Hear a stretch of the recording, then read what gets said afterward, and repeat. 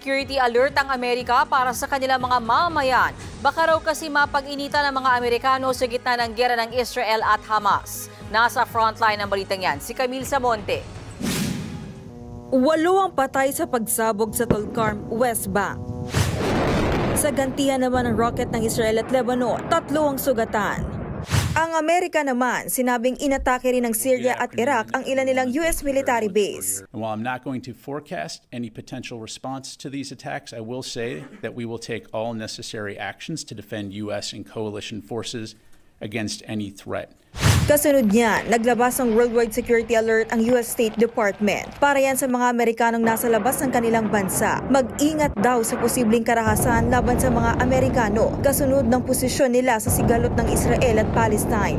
Suportado ng Amerika ang Israel. Katunayan, nagpadala na sila ng 2 Iron Dome missile defense system para yang shield na pinasasabog sa ere ang mga missile para hindi na ito tumama sa lupa. Sa kabila niyan, nanindigan ng Amerika na prioridad nila ang kaligtasan ng mga sibilyan. Sa isang press conference, si Palestinian Ambassador to the Philippines Saleh Mohammad, giniit din niyang kinokondena ng Palestine ang pagpatay sa mga sibilyang naiipit sa giyera ng Israel at Hamas. Our President Mahmoud Abbas said, we reject violence and reject the practices of killings of civilians or abusing them on both sides, not only on the Israeli side, on our side too, because these killings contravene morals, religions, and international law. So we stick to that position.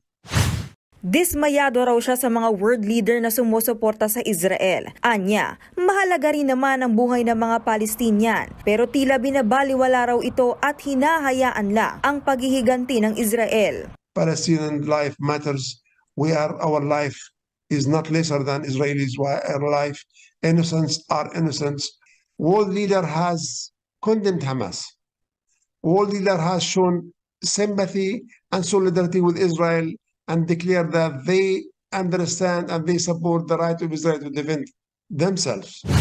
Nagpahayag din ng pakikiramay si Ambassador Mohammad sa mga Pilipinong nasawi sa giyera. Nagbabalita mula sa Frontline, Camille Samonte, News 5.